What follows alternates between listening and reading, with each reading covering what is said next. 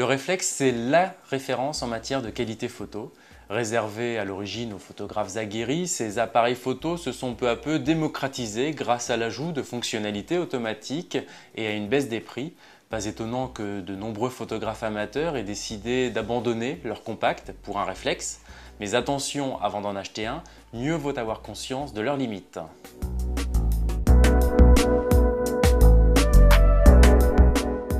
Ce qui fait la particularité des réflexes, c'est leur visée optique qui permet de voir la scène directement à travers l'objectif grâce à un jeu de miroir, un système qui permet d'avoir dans le viseur une image nette même lorsque le sujet est en mouvement.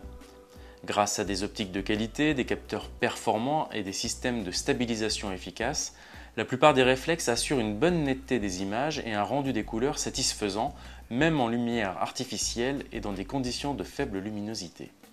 La distorsion des images est aussi limitée et la luminosité répartie uniformément. Ce sont aussi des appareils rapides à l'allumage et au moment du déclenchement de la prise de vue. L'autre originalité des réflexes par rapport au compact, ce sont les objectifs interchangeables. La plupart sont livrés avec un 18-55, un zoom qui permet de grossir l'image 3 fois. Mais certains boîtiers peuvent être vendus dans une autre configuration, voire sans objectif. Dans ce cas, il faudra choisir un objectif dans la gamme du fabricant. Les réflexes proposent des fonctions manuelles poussées qui permettent aux connaisseurs de jouer sur l'ouverture du diaphragme, la vitesse d'obturation, la sensibilité ou la balance des blancs, à moins d'utiliser le mode automatique qui permet sur tous les modèles de prendre des photos sans se soucier des réglages.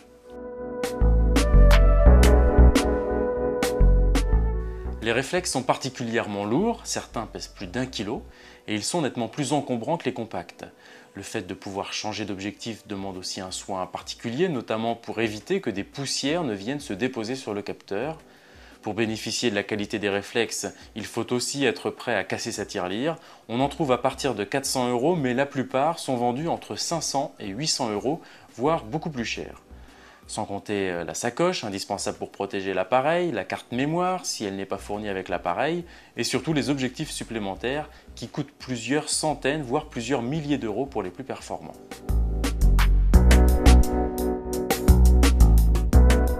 Aujourd'hui, la plupart des réflexes intègrent un capteur de 10 à 14 mégapixels, ce qui est largement suffisant pour un usage classique, mais plus que le nombre de pixels, c'est la taille réelle du capteur qui est importante, car plus il est grand et plus il a de chances d'être performant.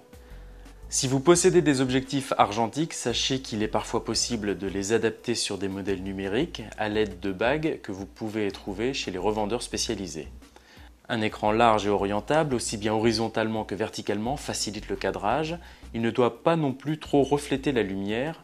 Les réflexes sont équipés d'un flash interne, mais il est toujours possible de connecter un flash externe vendu en option. Attention aussi, tous les réflexes ne proposent pas de mode vidéo et certains photographes apprécieront également la possibilité d'enregistrer au format RAW qui conserve l'image brute sans traitement. Même si leurs prix ont un peu baissé en quelques années et que la qualité est au rendez-vous sur la plupart des modèles, les réflexes restent des appareils lourds et encombrants. Mais pour en profiter pleinement, mieux vaut avoir quand même des notions en photographie et surtout être prêt à investir des centaines d'euros pour acquérir des objectifs supplémentaires.